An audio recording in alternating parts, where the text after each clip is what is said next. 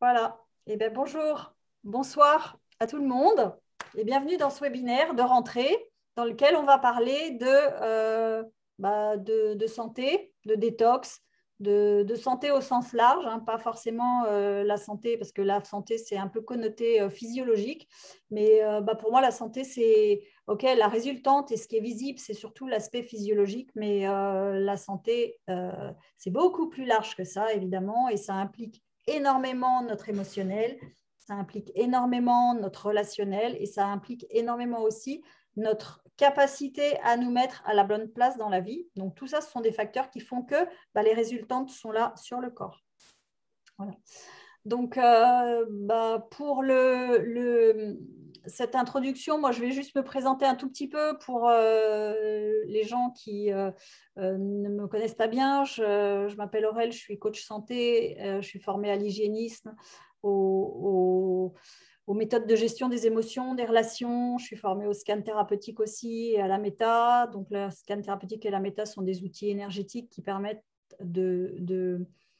d'explorer en fait ce qu'on a à l'intérieur et de se connaître bien mieux pour améliorer en fait notre incarnation sur Terre.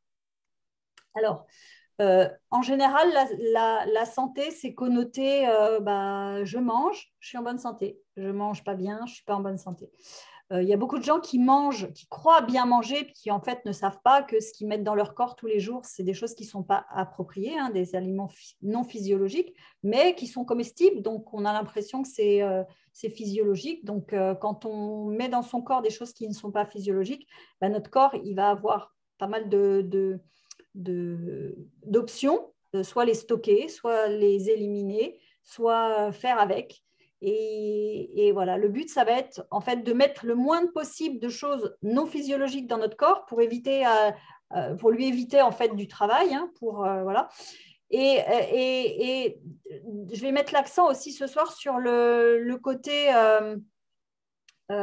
physiologique, parce que tout le monde sait qu'il faut manger physiologique, mais à la rigueur, Excuse-moi, qu'est-ce que tu entends par physiologique? Tu peux préciser? oui. Alors physiologique, c'est des aliments qui sont adaptés à la nutrition humaine en fait.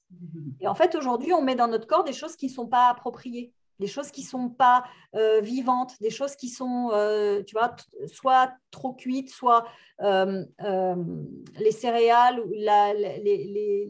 les viandes, les choses comme ça, sont des choses qui sont normalement que le corps humain doit ingérer en petite quantité. Sauf qu'aujourd'hui, on a inversé la tendance et on a tendance à les ingérer en grosse quantité, à faire la majeure partie de nos repas avec ces aliments-là qui sont donc un peu donc qui sont comestibles, qui sont très bons au goût et qui créent en fait des addictions. Donc, tout le monde sait qu'il faut bien manger, mais en même temps, tout le monde n'a pas envie, n'est pas attiré par des crudités, des légumes, des fruits. Voilà.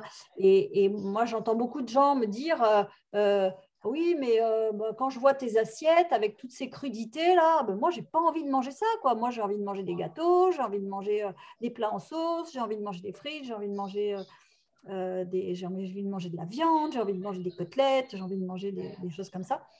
J'ai envie de manger du sucre, j'ai envie de manger des laitages, j'ai envie de manger des... Voilà. Et en fait, ce qu'il faut bien comprendre, c'est que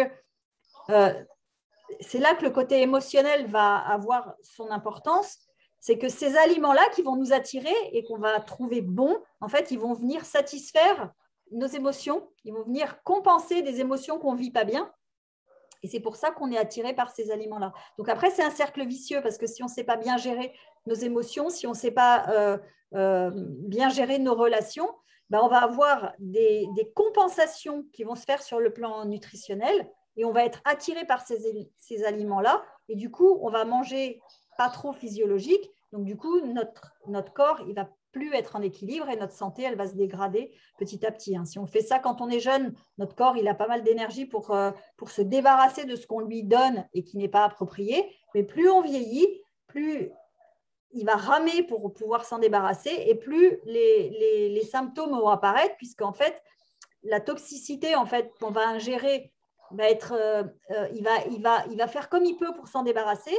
Et en fait, quand il s'en débarrasse, s'il arrive à s'en débarrasser par les voies naturelles, c'est-à-dire par les intestins ben là, il n'y a pas trop de dégâts, il n'y a pas trop de symptômes qui sortent. Par contre, quand on commence à être engorgé, ben, en fait, le corps va faire sortir tout ce qui n'est pas approprié par d'autres portes que les intestins, donc par la peau, par les poumons, par les muqueuses, par les sinus, par la gorge, etc. Et en fait, ça s'appelle des maladies. Dans notre civilisation, c'est ça. En fait, ça s'appelle, la médecine allopathique appelle ça des maladies, donc elle lutte contre ces maladies-là, alors qu'en fait, c'est juste un rééquilibrage du corps qui sort ces poubelles. Voilà. Donc, j'avais fait un webinaire il y a quelques mois sur comment sortir ses poubelles, etc. L'analogie avec une maison. Bon, si vous voulez le voir, je vous redonnerai le lien. C'est un webinaire qui durait pas loin de 2 heures. Donc, je ne vais pas revenir sur ce que j'avais déjà dit à l'époque, mais voilà, en gros, quand on ingère des choses qui sont sales, il faut les faire sortir. Donc, et pourquoi on n'arrive pas donc à se diriger vers des aliments qui vont être bons pour nous? C'est tout simplement parce qu'on n'a pas appris à gérer nos émotions, on n'a pas appris à extérioriser nos émotions, à transmuter nos émotions, et on n'a pas appris non plus à gérer les blessures, nos traumatismes, hein, ceux qui sont inscrits dans nos cellules et qui nous font avoir des réactions automatiques, en fait. Hein. Quand on se voit faire des choses sans avoir le contrôle, hein, c'est ça, en fait. C'est parce qu'on a à l'intérieur des blessures. Voilà. Donc, tout le travail, ça va être de transmuter tout ça, en fait, pour avoir le moins possible de dysfonctionnement émotionnel, de blessures béantes, en fait, de blessures qui sont en permanence réactivées par le relationnel, les relations avec les autres, hein, parce que les personnes qui sont dans notre entourage, je ne sais pas si vous avez remarqué, mais elles ont le don de mettre le doigt pile poil sur nos blessures. Hein, ce n'est pas par méchanceté, mais en fait, elles sont là parce que quand elles interagissent avec nous, en fait, si elles nous touchent, c'est qu'à l'intérieur de nous, on a une blessure, et ces blessures-là, elles sont réactivées par les autres, non pas pour nous faire mal, mais pour nous faire prendre conscience qu'on les a et qu'on va pouvoir travailler dessus. Donc, à partir du moment où elles apparaissent, à partir du moment où on les voit se manifester dans notre vie, tout le travail va consister à bosser là-dessus pour les éliminer. Et on va s'apercevoir, quand on bosse là-dessus, quand on apprend à gérer ses émotions, quand on apprend à nettoyer ses blessures, à les guérir, en fait, en quelque sorte, on va s'apercevoir que derrière, nos attirances alimentaires vont être complètement différentes. Alors, pour faire ça, on a plusieurs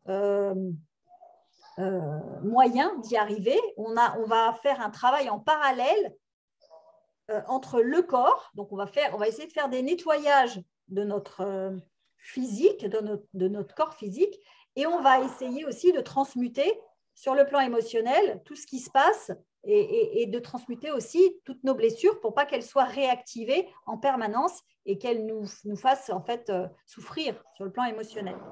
Voilà. Donc ça va être le gros travail en fait pour obtenir un corps physique en pleine santé. Voilà. Est-ce que déjà vous avez des questions par rapport à ce premier point?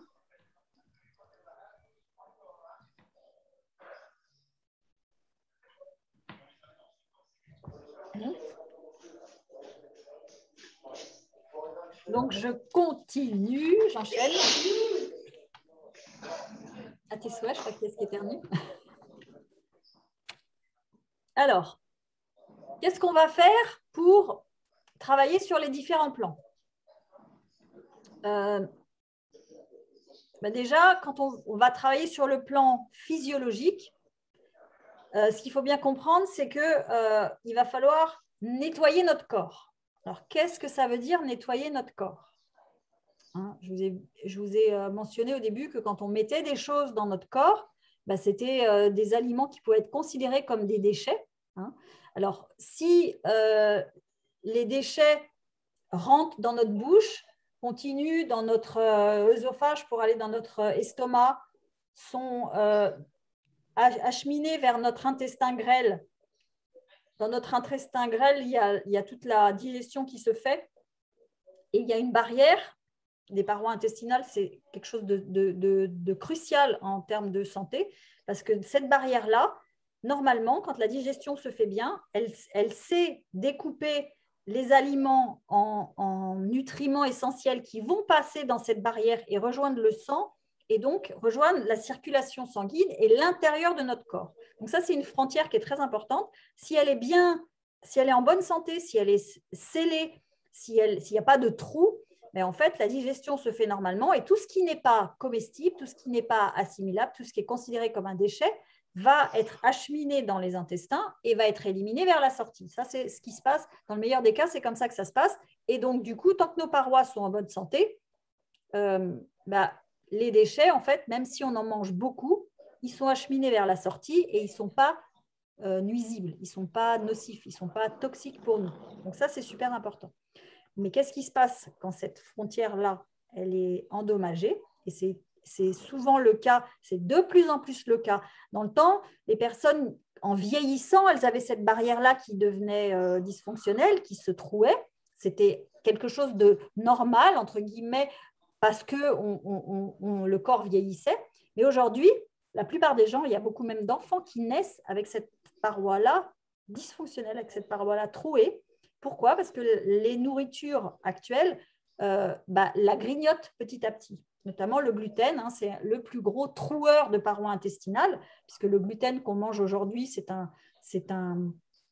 une grosse protéine qui a été hybridée, donc c'est plus du tout quelque chose de naturel, c'est plus du tout quelque chose qu'on trouvait dans la nature à l'état sauvage, c'est quelque chose que l'homme a trafiqué et donc l'a rendu toxique pour les parois intestinales de l'homme. Alors, jusqu'à présent, je ne disais pas que l'homme l'avait rendu toxique de manière délibérée pour nuire. Aujourd'hui, je commence à avoir des doutes avec, avec tout ce qu'on découvre sur la volonté de nuire à l'être humain. Mais bon, je n'ai pas encore trouvé d'études qui allaient dans ce sens-là, mais c'est bon, c'est juste une intuition que j'ai.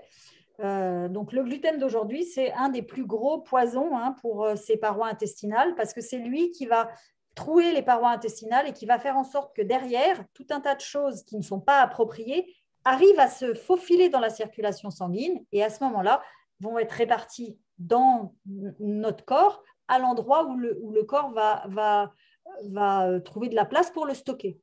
Et c'est là que le début des problèmes arrive.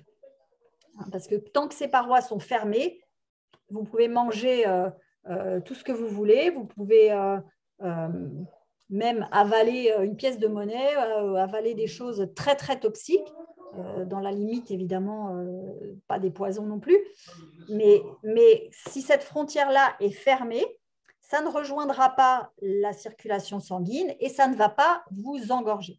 Maintenant, si la frontière est ouverte, là, voilà, c'est le début des ennuis. Donc pour ça, c'est important de regarder ce qu'on va mettre dans notre corps pour éviter justement de trouer ces parois-là. C'est très important de les préserver le plus possible.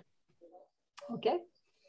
Donc, il y a le gluten, évidemment, qui est impliqué. Il y a les laitages qui ont un grand rôle, la protéine de lait de vache notamment, et même les protéines de lait de chèvre et de lait de brebis qui sont moindres, qui sont plus petites, sont moins toxiques, mais elles ont aussi une certaine non-physiologie qui vient nuire aussi au corps, de par leur acidité aussi. Et puis les médicaments, les anti-inflammatoires, tout un tas de médicaments comme les psychotropes, enfin comment ça s'appelle, les antidépresseurs, les choses comme ça. Bon, voilà. Les médicaments en général, tout ce qui est chimique, va avoir des capacités à endommager nos parois intestinales. Et donc, une fois que nos parois intestinales sont ouvertes, eh bien, on commence à voir des symptômes apparaître. Est-ce que vous avez, dans votre vécu, observé que à partir d'un certain moment, vous aviez des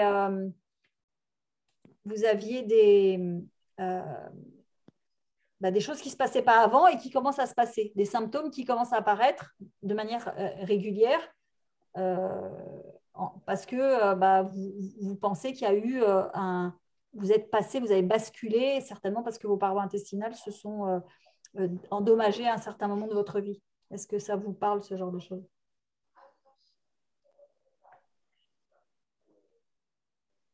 Non, enfin, comment tu peux savoir que les parois intestinales sont abîmées?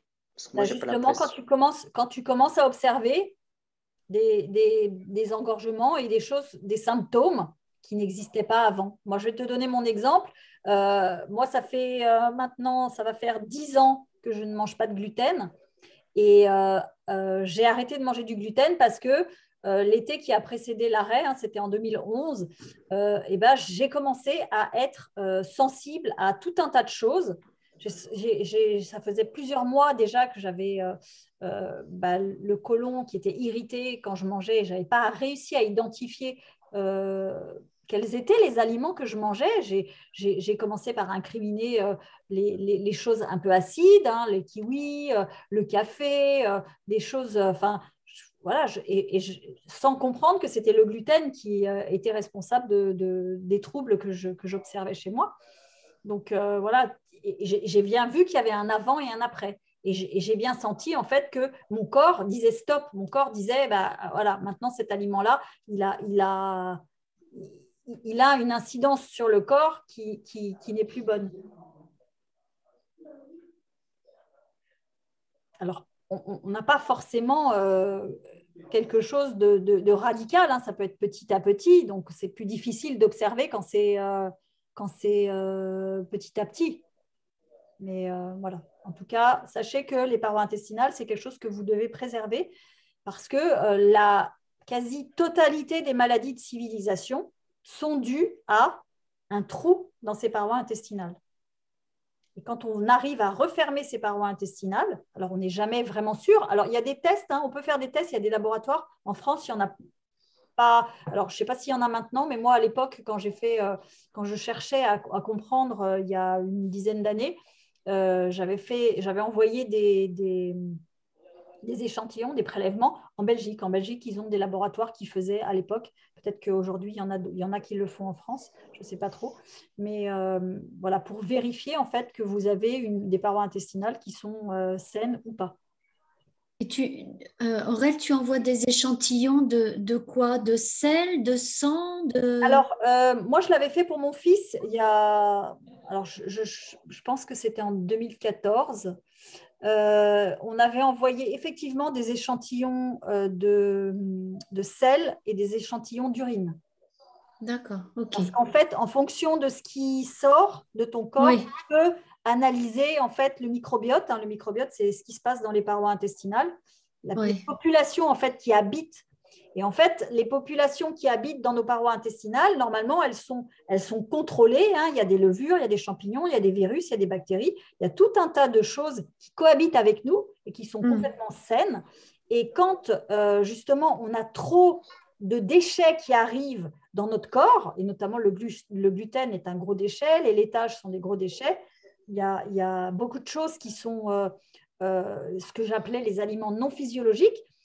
À ce moment-là, les populations de nos parois intestinales, il y a des populations qui grossissent pour grignoter, en fait. Les virus, les bactéries, les champignons, les levures sont des grignoteurs de déchets, mais en fait, ils vont venir manger les déchets, mais du coup, eux, ils ont un métabolisme aussi, et ils vont à leur tour, une fois qu'ils ont mangé nos déchets, ils vont aussi produire d'autres déchets. Et en fait, c'est le début, c'est un engrenage en fait de dysfonctionnement. Il n'y a plus d'équilibre. Du microbiote, voilà. Ouais. Et alors du coup, quand on a beaucoup, par exemple, il y a un champignon qui s'appelle le Candida albicans, qui est un champignon qui se développe quand il y a beaucoup de sucre dans nos parois intestinales. Et du coup, s'il se développe plus ils se développent, plus ils vont être nombreux et donc ils vont appeler le sucre. Et du coup, quand on a des fringales de sucre, souvent, c'est parce que nos parois intestinales sont colonisées par les candidats albicans et qu'en fait, on ne se nourrit pas avec le sucre, on les nourrit eux. Et on s'en aperçoit parce qu'on finit par avoir des mycoses, parce qu'en fait, il va y avoir une élimination des déchets, donc on peut avoir des mycoses un petit peu partout, dans les muqueuses, hein, dans la bouche, dans les parois génitales, voilà, dans les cheveux, on peut avoir des pellicules qui sortent. Ce sont en fait des preuves que nos parois intestinales sont endommagées. Voilà. Donc, c'est très important de faire bien gaffe à ces parois intestinales parce que quand elles sont endommagées, on a tout un tas de dysfonctionnements qui se font derrière et on va avoir la médecine allopathique et même les médecines naturelles vont avoir tendance à lutter contre ces maladies, en quelque sorte. Et je vais regarder tout à l'heure ce que tu dis, Asma. Et en fait, lutter contre ça, c'est évidemment, c'est confortable parce on a envie que ça s'arrête. Mais par contre, si on ne revient pas à la base et à l'assainissement du terrain, c'est quelque chose qui va revenir. Exactement, qui reviendra obligatoirement. Récidiver. Ouais. Exactement. Alors, je vais essayer d'aller lire. Alors, attends. Où est-ce qu'elle est? Moi, ça me parle, mais depuis petite, je range ma main, excès vitamine C. L'ail élimine le candidat albican dans les intestins, il me semble, mais je ne sais pas si c'est suffisant. Alors, il y a plein de choses pour assainir les parois intestinales. C'est vrai que les candidats albicans, c'est quelque chose qui peut prendre du temps. Moi, j'ai mis du temps à les éliminer dans les parois intestinales de mon fils. Je sais qu'il a passé 4 ou 5 mois à avoir des pellicules sans cesse parce qu'on voyait bien que ça s'éliminait. On a assaini les parois intestinales, pas seulement avec de l'ail, mais avec tout un tas de mélanges de plantes qu'il prenait en continu, qu'il a pris pendant des mois et des mois, avant de réussir à lui soigner en fait toutes ces populations dans les parois intestinales. Il a fallu travailler longtemps et arrêter surtout de mettre dans son corps du gluten et des laitages. Et ça, on s'en est aperçu parce que nous, on l'a gardé à la maison pendant 1 an. On lui a fait l'école à la maison parce qu'il était, les parois intestinales, en fait, quand elles sont dysfonctionnelles, ça fait un brouillard dans le cerveau. Donc après, en fonction de ce que vous avez comme dysfonctionnement dans les parois intestinales, ça ne fait pas le même résultat chez tout le monde. Et chez lui, ça faisait un brouillard mental. Donc, scolairement, c'était très difficile pour lui de se concentrer, de comprendre même. Donc, en fait, quand on a assaini les parois intestinales, on a enlevé le brouillard, on a enlevé on a régulé en fait les parois intestinales. Et du coup, le brouillard dans le cerveau est parti. Et en fait, il s'en est rendu compte un jour en venant me voir, en me disant, mais tu sais, maman, je pense qu'avant, j'étais dans le brouillard. Parce que là, il avait une clarté subite. Et en fait, parce qu'on avait arrêté de mettre dans son corps tout ce qui créait, en fait, ces populations déséquilibrées dans les parois intestinales. Et ça avait une répercussion jusqu'au cerveau. Donc ça, c'est très important de travailler là-dessus. Alors, qu'est-ce que je voulais vous partager là-dessus? Oui. Comment on va faire pour s'en sortir? Donc là, je vais vous donner quelques pistes pour nettoyer. Il y a des choses qui peuvent se faire. Alors, faire des purges, je ne sais pas si vous avez déjà entendu parler des purges. Les purges, c'est des aliments qu'on prend et qui vont nous entraîner tout de suite un transit brutal pour vider l'intestin. Moi, c'est quelque chose que je ne fais pas, que je ne pratique pas parce que j'aime pas les choses qui sont brutales. Et en plus, quand on ingère, en fait, le résultat, il n'est pas forcément immédiat en fonction de la lenteur ou de la rapidité de notre transit habituel. Ça peut ne pas se passer tout de suite. Donc, moi, j'aime bien les choses qui se passent immédiatement quand je les fais. Ça, c'est mon côté feu.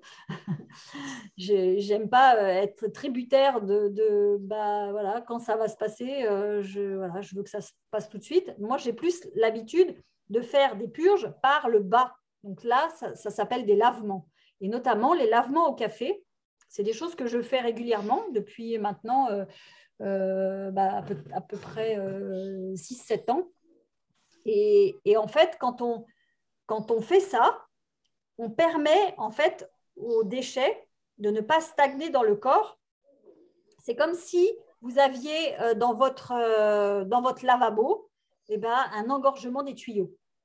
Et donc, quand vous prenez la peine de faire soit des purges, donc par le haut, et qui vont vider, faire une vidange complète du haut en bas, ou alors quand vous faites un lavement, c'est-à-dire que vous allez faire une purge, mais par le bas, vous allez faire un nettoyage. Alors, vous pouvez faire aussi des hydrothérapies du côlon, hein, c'est-à-dire ça se fait plutôt dans des instituts, mais les lavements, vous pouvez les faire tout seul. Moi, j'aime bien les choses qu'on peut faire, qu'on peut mettre en place seul.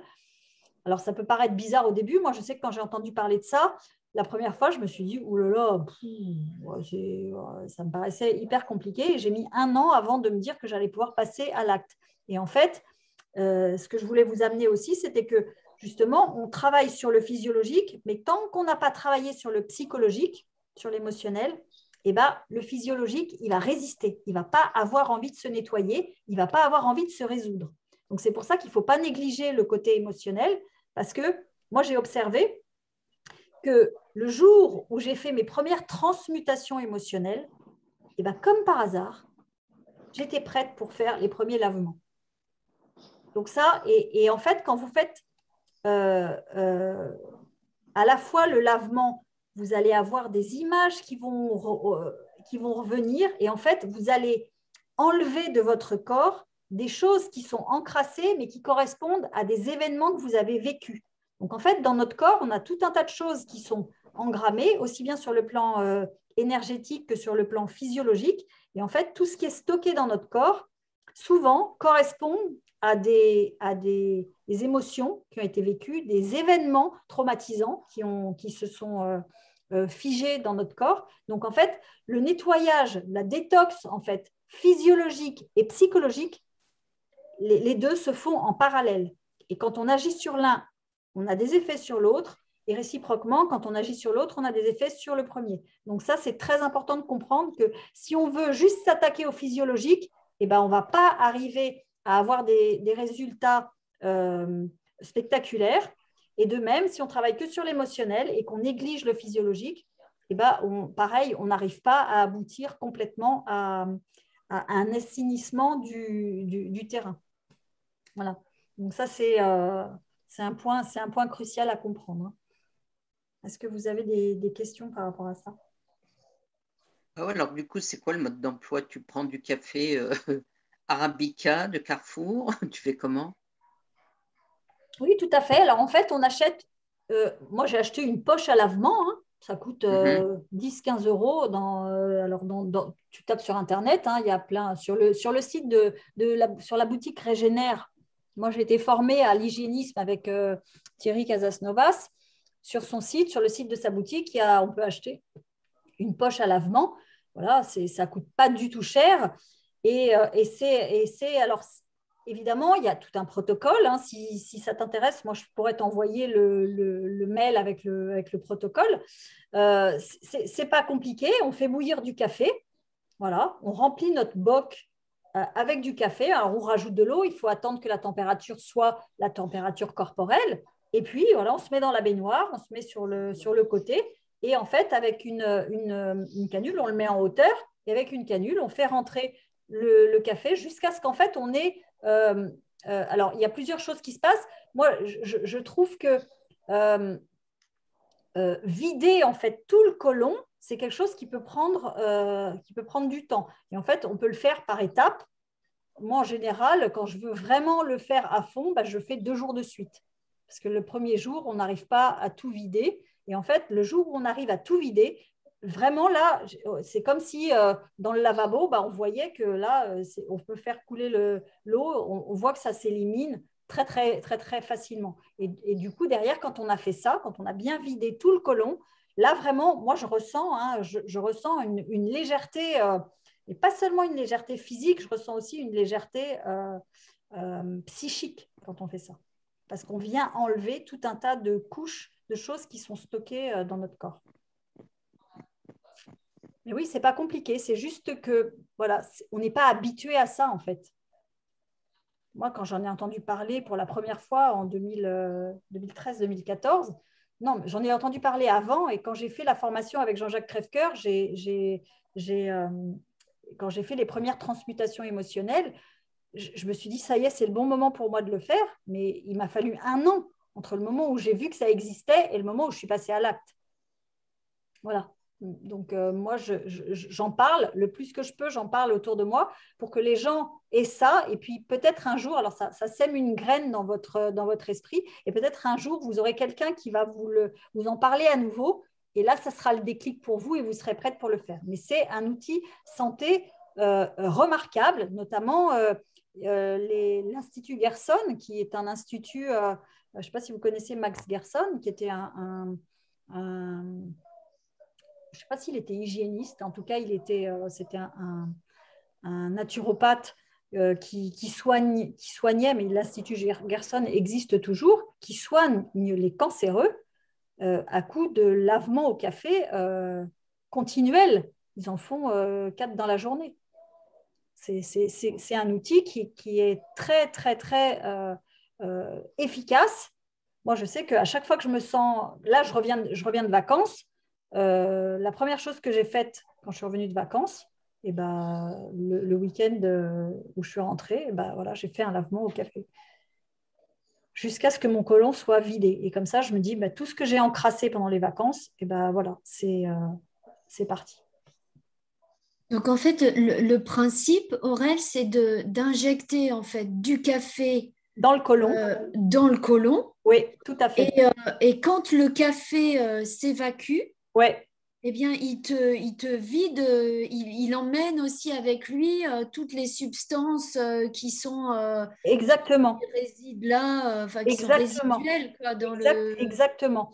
Alors, moi, j'ai entendu que les gens qui faisaient des autopsies, les médecins légistes qui sont amenés à faire des autopsies, ils décrivent que le côlon de la plupart des gens n'est plus un conduit avec un diamètre important, mais un conduit très réduit, parce que sur les parois du côlon, le côlon, c'est quelque chose qui est, c'est quelque chose qui part de là, qui monte ici. Il y a un côlon montant, un côlon transverse et un côlon descendant. Et en fait, donc c'est une tuyauterie en fait coudée, donc ça a toutes les raisons de s'engorger. Hein. On voit bien dans les robinetteries, plus il y a de coudes, plus il y a de résidus qui peuvent stagner. Et en fait, les médecins légistes disent que la plupart des gens ont un côlon qui est complètement engorgé, où il y a quelquefois 2 cm de parois de crasse. Donc en fait, quand on a les parois du côlon qui sont encrassées, eh bien en fait, on se réinjecte, on réassimile la toxicité en permanence. Donc, c'est très difficile de s'en sortir. Donc, plus on a le côlon propre, et ça, on peut y arriver aussi par des purges, hein, quand on avale du chlorure de magnésium. Ça, c'est un outil de purge aussi. Moi, je l'ai fait. C'est décapant hein, quand même. C'est décapant. On peut le faire aussi avec de l'huile de ricin. Il paraît que c'est même encore pire. Moi, je n'ai jamais essayé. J'ai juste essayé avec le chlorure de magnésium, puisque le chlorure de magnésium, on l'utilise. J'ai fait quelques pas des lavements, mais des nettoyages du foie. Oui, moi aussi. Quand on fait le nettoyage du foie, on est amené aussi à vider le côlon pour pouvoir évacuer les calculs biliaires qu'on élimine quand on fait le nettoyage du foie. Mais ça, c'est un outil, voilà, pour désengorger, c'est vraiment le top. Et moi, toutes les personnes qui sont malades, qui ont des maladies où on voit bien qu'il y a de la fatigue qui arrive parce qu'il y a une toxicité qui est tellement importante, c'est la première chose que je conseille. C'est de nettoyer le côlon. Voilà. Et ça peut prendre du temps. Oui. Pardon, ça a le même effet de le faire soit avec du chlorure de magnésium ou avec du café. Ça n'a pas exactement le même effet. C'est une purge, tu vois. Il y en a une qui vient du haut et il y en a une qui vient du bas. Alors, quand tu le fais par le bas, quelquefois, c'est plein. Hein. Le côlon, quelquefois, il est complètement plein. Donc, on a du mal même à faire rentrer le boc de café en entier parce qu'on n'arrive pas à le tenir. Et on évacue. Et du coup, on recommence jusqu'à ce que le côlon soit vidé. Mais ça ne veut pas dire que dès que tu vas faire un seul lavement au café, ça ne veut pas dire que toute la tuyauterie va être décapé. Moi, je sais qu'aujourd'hui, comme ça fait maintenant 6-7 ans que je le fais, je sais que ma tuyauterie, elle est de plus en plus propre. Mais tu vois, quand tu as déjà mis, tu vois, même quand on nettoie un biberon, bah, avec le goupillon, eh ben, il y a toujours des choses qui restent si on n'a pas de goupillon. Et si on a un truc qui est coudé, c'est encore plus difficile d'aller récurer en fait les bords. Donc, le but, c'est de le faire le plus souvent possible. Enfin, en tout cas, autant que notre corps va nous appeler à le faire. Hein. Moi, je sais que maintenant, je ressens l'appel de mon corps quand je me sens un petit peu engorgée, quand je me sens un petit peu que je vois que voilà, en vacances notamment, hein, c'est ce que je vais vous partager ce soir aussi, comment faire quand on n'est pas chez soi pour éviter en fait d'en mettre encore plus de la toxicité. Mais c'est toujours, c'est jamais aussi bien que chez soi. Hein. Moi, j'arrive jamais à manger aussi bien à l'extérieur que chez moi. Que ce soit au restaurant, que ce soit même alors dans les locations, encore ça va parce qu'on peut faire soi-même, mais trouver les bons produits, c'est pas évident quand on n'est pas chez soi. Donc là, je vais vous donner aussi des petits tuyaux là-dessus. Mais je voulais insister sur le côté le côté du côlon parce que pour moi, voilà, si on a un côlon qui est encrassé, on aura beau faire plein de choses derrière, on aura beau brosser sa lymphe, on aura beau qu'est-ce qu'on a comme faire de la réflexologie plantaire pour faire circuler l'énergie. S'il y a un gros engorgement physiologique, eh ben, on va lutter avec tout le reste, on va faire et on verra des résultats pas terribles. Alors que là, si on nettoie une bonne fois pour toutes, derrière, tous les petits outils qu'on va rajouter, comme la circulation, faire circuler sa lymphe avec une brosse à lymphe, comme faire de la réflexologie plantaire pour faire circuler l'énergie, ça va avoir un gros impact derrière parce qu'on aura pris la peine de travailler sur tous les plans. Vous voyez, c'est ça que je voulais en fait passer comme message ce soir, c'est que si on travaille seulement sur un plan, si on a ok, moi je m'occupe du physiologique, et on va pas avoir des résultats excellent, alors que si on s'occupe de tous les plans, là, on joue sur tous les tableaux et en fait, quand c'est ciblé de tous les côtés, l'ennemi, on ne peut pas le louper. Et une question encore, Aurèle, est-ce que c'est douloureux? Pas du tout. Non, Non, c'est pas du tout douloureux. d'accord. Non, c'est complètement indolore. Hein. Okay. Ce qui peut être gênant, c'est de retenir le café, parce que le but, c'est de retenir le café au moins 10 ou 15 minutes dans le côlon pour que… Alors, le café, alors on peut faire aussi des lavements avec des tisanes ou avec de l'eau salée, enfin tout un tas de choses qui sont plus douces. Mais le café, la particularité du café, c'est qu'il a un côté anti-inflammatoire en fait qui va dilater les voies biliaires et qui va les nettoyer aussi. Donc, qui va faciliter en fait le travail du foie. Et en fait, quand on arrive à garder le café pendant, moi j'essaye de le garder entre 10 et 20 minutes. Et en fait, notre sang a le temps de faire plusieurs fois le tour du corps et du coup, le foie, le sang a le temps d'être filtré plusieurs fois et donc nettoyé bien mieux. Et donc, on aide le foie en fait quand on fait des lavements au café. Moi, j'ai essayé les lavements avec autre chose que du café et je trouve ça beaucoup moins efficace. Le lavement au café, on fait un lavement au café, par exemple, un jour, tu te lèves, tu as mal à la tête, tu sens que c'est de la détox qui ne veut pas se faire, ou tu as mal, tu as une douleur au pied, au genou, n'importe où en fait. Moi, je fais un lavement au café, derrière, j'ai plus mal nulle part. Je vois vraiment que ça dégorge tout. Mais ce n'est pas douloureux. La seule chose qui peut être douloureuse, c'est de retenir le truc. Ce n'est pas confortable d'avoir à retenir un truc quand tu as le côlon qui est plein, tu as envie d'évacuer et en fait, il faut essayer de tenir. Donc au début, tu ne tiens pas longtemps et ce n'est pas grave. Tu vois, plus tu vas avoir l'habitude, plus tu vas pouvoir tenir longtemps. Ouais, ok. Et ça ne fait pas la même chose j'imagine que non, je fais un peu l'âne pour avoir du son là, mais de prendre un boc de café, d'ingurgiter en fait un boc de café. C'est le trajet inverse. Non, ça ne fonctionne pas de la même manière. Non, ça fonctionne. Ben, c'est pas le trajet inverse parce qu'en fait, quand tu passes par le haut, en fait, tu as la fonction digestive et le café, il va être acheminé en fait dans ta circulation sanguine. Ouais, Alors que là, en fait, le café, il n'est pas acheminé dans ta circulation sanguine, il est juste là pour nettoyer en fait. Ouais. Alors, il peut y avoir aussi, moi je ne conseille pas de faire les lavements au café le soir parce qu'on ne sait jamais, tu vois, s'il y a de la caféine qui se retrouve aussi et qui peut t'empêcher de dormir. Je sais que j'ai eu des témoignages de personnes qui, dans les formations que j'ai faites, qui disaient qu'elles l'avaient fait le soir et qu'elles avaient été éveillées. Moi, je le fais toujours le matin, le week-end hein, en général. Mais non, ça n'a pas le même effet par le haut et par le bas. Ok. Alors, qu'est-ce que je voulais vous partager d'autre oui, donc, nettoyer son côlon, c'est primordial. De la même façon, alors attends, je regarde juste parce qu'il y a un message là. Alors, oula, qu'est-ce que j'ai fait? Juste essayer.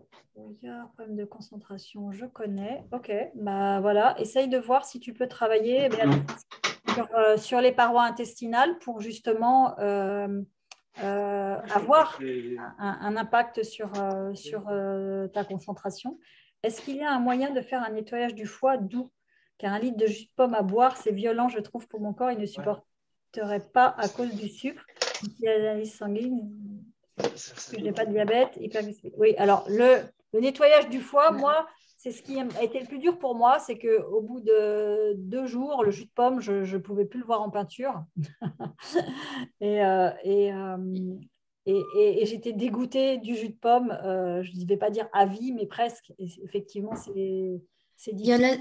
Il y a l'acide lactique pour remplacer le jus de pomme. Moi, je l'ai fait avec de l'acide lactique. Ok, d'accord. Ah ben, moi, je n'ai pas essayé autre chose. Mais... Ouais. Et du coup, l'acide lactique, ça a vraiment, c'est comme du jus de citron, en fait, Ok. avec de l'eau. C'est très amer au départ. Et puis, en fait, après, ça a vraiment le goût de jus de citron un peu fort. Et pour le coup, on n'a pas ce côté sucre. Parce que voilà, Ok. moi, je ne pouvais pas non plus avec le sucre comme ça. Ouais. Franchement, moi, je ne suis pas très sucre non plus. Et vraiment, j'ai eu du mal hein, avec le jus de pomme. Ouais. Mais effectivement, oui, vas-y. Pardon, c'est le côté chlorure de magnésium, moi, que j'ai trouvé dur après. J'ai trouvé ça hyper violent, quoi. Ouais. Moi, j'ai pas pu non plus. Enfin, c'était vraiment Ouais. très douloureux pour moi. Et justement, on peut, dans le nettoyage du foie, faire un lavement pour compenser, en fait, pour faciliter, en fait, l'ouverture pour pouvoir récupérer, en fait, les calculs le lendemain. Et tu confirmes que le nettoyage du côlon, c'est pas agréable, mais c'est indolore. Oui, pas agréable. Alors, en fait, moi, je ne trouve pas que ce soit désagréable. Hein. En fait, moi, alors, quand je le fais, moi, je fais de la respiration en cohérence cardiaque justement pour être dans un état le plus calme possible. Mais, ah oui, acide citrique. Non, maltique. J'écrivais parce qu'acide citrique, il ne faut pas. Hein. Acide maltique, oui. Ouais. Alors, moi, je n'ai plus le protocole en tête. Hein. Je l'ai fait en 2017, le nettoyage du foie, avec Jérémy Mercier. Jérémy, ouais. D'ailleurs, hein, ouais. Et je ne me souvenais plus, en fait, de ce qui pouvait remplacer le jus de pomme. Mais bon, ça se trouve sous quelle forme l'acide maltique? C'est une poudre. C'est une poudre. Tu mets une cuillère à soupe d'acide maltique, cette poudre-là, dans un 1,5 litre d'eau. Et tu bois ça tout au long de la journée. Et c'est une poudre qui s'achète chez... Enfin, je sais pas, moi je crois que j'avais regardé... Santé détox? Ouais, voilà, Santé détox, Onaterra, enfin je sais plus, j'avais acheté le protocole enfin, ouais, Santé Détox. Je me souviens que j'avais acheté. Asma, tu peux regarder en fait les protocoles de nettoyage du foie. Je pense qu'ils sont en accès libre. Il y en a plein. Enfin, la méthode de Hulda Clark, Oui. elle est vieille comme le monde. Il y a comment ça s'appelle? C'est un Allemand aussi qui avait instauré une méthode un tout petit peu différente de celle de Hulda Clark, mais je pense qu'elles sont en accès libre sur Internet. Hein, tu peux regarder. Enfin, moi, je ne sais pas si j'ai résumé celle que j'avais. Ça fait longtemps. Je n'ai pas l'intention d'en refaire d'autres parce que moi, je trouve que les lavements au café, c'est beaucoup plus rapide. Je trouve qu'une semaine pour faire le nettoyage du foie, c'est un protocole que je trouve trop contraignant, trop long. Oui. Alors que le lavement au café, bah, on le fait, on commence, 2 heures après, c'est terminé, quoi.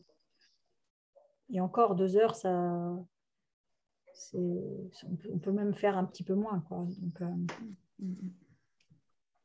Donc, pour moi, c'est la même efficacité. Alors, peut-être que ça ne l'est pas, hein, peut-être que je me trompe, mais en tout cas, pour moi, c'est vache du foie et la vache du côlon. Non, c'est pas la même chose. C'est pas la même chose, mais c'est une façon de se détoxifier. Et moi, je préfère celle qui est rapide et enfin, moi, je la trouve plus efficace et moins contraignante parce qu'avoir toute la semaine le, le, le jus de pomme ou l'acide maltique et ensuite faire toute la journée du 5e jour au 6e jour le jeûne, plus le pamplemousse, plus l'huile d'olive et le machin, et puis dormir toute la nuit sur le côté pour se réveiller au matin pour pondre les calculs, c'est pas rien, quoi. Alors qu'un lavement, bah, ça prend quelques heures et une fois que c'est fait, c'est terminé. Donc, après, voilà. Après, chaque personne doit tester et voir ce qui lui correspond le mieux. Hein. Il y a pas, moi, je vous partage ce que j'aime le mieux. Ça ne veut pas dire que ça sera ça qui sera le mieux pour vous. Hein. Voilà, voilà. Alors, qu'est-ce que je voulais vous dire d'autre Donc, pour faire circuler les déchets, hein, vous avez des outils qui sont... Il y a plein d'outils. La brosse à lymphe, je ne sais pas si vous connaissez toutes. Non. La brosse à lymphe, c'est une brosse dure. On brosse son... Alors, la lymphe, c'est la lymphe, c'est les déchets, enfin, c'est les éboueurs du corps humain. Hein, c'est c'est ce circuit en fait de graisse qui est partout dans notre corps, qui est sous la peau. Et en fait, quand on brosse sa peau avec une brosse à lymphe, on fait circuler sa lymphe et en fait, on facilite l'élimination des déchets vers les portes de sortie, hein, vers le côlon. Donc, il ne faut surtout pas non plus avoir une lymphe engorgée. Hein, y a des gens qui ont, quand on est trop intoxiqué, ben, on a une lymphe qui n'est plus circulante, qui est épaisse. Donc tous les déchets stagnent dans notre corps. Et si la lymphe est engorgée, ben, on peut avoir des ganglions lymphatiques qui grossissent. On peut même avoir des cancers des ganglions lymphatiques. Hein, c'est signe d'un gros engorgement. Donc, en prévention, on fait circuler sa lymphe au quotidien. On mange des choses qui font fluidifier la lymphe. On peut aussi faire des bains dérivatifs, c'est-à-dire des poches de gel on met au niveau du périnée pour faire circuler la lymphe. Il y a plein de choses hein, pour faire se débarrasser de nos déchets. Hein. Donc, le mieux, évidemment, c'est de ne pas en mettre dans notre corps. Mais si on n'a pas encore travaillé sur le côté émotionnel, on va être attiré par des aliments qui vont faire des déchets. Donc, le but, ça va être de travailler sur les deux tableaux, hein, comme je vous disais tout à l'heure. Vous pouvez aussi travailler sur le plan énergétique avec la réflexologie plantaire. Donc, la réflexologie plantaire, c'est un outil, vous trouverez des chartes partout sur Internet. Ça consiste à appuyer, alors je vais vous le faire avec les mains, mais normalement, voilà, on peut le faire dans la main, on peut le faire aussi sur les pieds. Hein. Vous avez des correspondances dans vos mains et dans vos pieds de tous les organes du corps, et notamment appuyer sur le point du foie, c'est primordial aussi. Donc, sous le pied, vous avez un point qui correspond au foie, vous appuyez sur le point du foie et vous faites circuler en fait l'énergie sur chaque organe. Donc vous pouvez le faire dans les mains, vous pouvez le faire dans les pieds Et là, sur le plan énergétique, donc là, ce n'est pas sur le plan physiologique, mais si votre organe il a une énergie qui circule bien, ça va faciliter en fait la circulation sur le plan physiologique et donc ça va éviter l'engorgement physiologique et du coup, ça va aller mieux aussi pour vous. Donc, on surveille aussi son transit. Et ça, c'est un truc qui est super important quand on n'est pas chez soi. Quelquefois, on a un transit qui va être un petit peu soit ralenti, soit au contraire hyper accéléré. Donc, le but, c'est de toujours être en surveillance de son transit, de ne pas se laisser engorger, parce que si on se laisse engorger, on va faciliter en fait la réassimilation de la toxicité et donc c'est pas bon pour la santé. Alors, est-ce que vous avez des questions déjà aussi par rapport à la lymphe, par rapport à la réflexologie? Est-ce que vous avez besoin de plus d'explications ou est-ce que... Moi, je veux bien savoir où est-ce qu'on peut trouver... Pardon, excuse-moi Agnès. Non, mais je voulais savoir, je pense, quand tu parles de brosses à lymphe, là, c'est les brosses que tu trouves dans les magasins bio, un peu. Alors, je pense qu'il y en a dans les magasins bio. Moi, je les ai achetés parce que ça fait très longtemps que je les ai. Je les avais achetés à l'époque sur la boutique de Régénère, sur le site de Thierry Casasnovas. Mais effectivement, chez Nature et Découverte, ils en vendent aussi. Et il faut regarder, il faut leur demander dans les magasins bio, si tu leur demandes si c'est ça. C'est une brosse qui est assez dure, c'est des poils qui sont assez durs. Et ça, c'est un truc, moi, je n'oublie jamais ma brosse à lymphe. D'ailleurs, j'en ai deux. Une qui est dans mon placard de ma chambre et qui va directement dans ma valise quand je pars. Même si je pars 2 jours, j'oublie surtout pas ma brosse à lymphe parce que plus on est à l'extérieur et plus on va faciliter l'engorgement. Donc, si la lymphe circule pas, s'il y a plus de déchets, moi, voilà. Et l'autre, elle est dans ma salle de bain et je me brosse la lymphe tous les matins depuis maintenant des années pour faciliter. Non, mais c'est un gant, c'est les gants. Non, c'est pas un gant, c'est une grosse brosse. Ah, c'est pas un gant. C'est une brosse qui est très longue. Je ne l'ai pas ici. Il faudrait que je monte la chercher 2 étages plus haut. Mais elle est longue comme ça et la tête est grosse comme ça. Et en fait, c'est des poils assez durs et tu te brosses la lymphe dans le sens pour ramener en fait tout vers le milieu du corps. Donc, en fait, des extrémités vers le centre et du pied vers le haut de la jambe. Et tu brosses aussi le corps, tu brosses les plis de laine, tu brosses derrière le cou. Il y a plein de points stratégiques. Là aussi, tu trouveras plein d'informations sur Internet. C'est des choses qui sont très connues des naturopathes, tu vois, mais c'est important. Alors, il faut y aller doucement. Moi, je sais qu'au début, quand j'ai découvert cet outil-là, j'y suis allée super vite. C'est-à-dire que je l'ai fait tous les jours, et puis au bout de 10 jours, j'avais super mal à la tête parce que j'avais fait recirculer tout un tas de déchets. Et donc, ça avait du mal à s'évacuer au fur et à mesure que je les faisais ressortir. Donc, il faut y aller doucement au début. Ou alors, il faut accepter que ça sorte trop. Moi, j'ai arrêté au bout de 10 jours. Et puis, j'ai repris au bout d'une semaine. Et puis, je l'ai fait... j'ai attendu j'ai vérifié que j'avais pas non plus de maux de tête après et puis après j'ai repris et maintenant je le fais tous les jours. Ça fait des années que ça dure et du coup ça me génère plus des maux de tête puisque je ne fais qu'entretenir ma lymphe. Je ne vais plus dégorger une lymphe qui était un petit peu chargée. Au début, c'est certainement ce qui s'est passé dans mon cas, mais quand on n'a jamais fait ça, faut y aller doucement au début. Mais c'est un outil qui est fabuleux et en fait, c'est un outil santé crucial. La lymphe, le côlon, c'est des choses, il faut pas les engorger sous peine de se réintoxiquer. Alors, qu'est-ce que je voulais vous partager d'autre?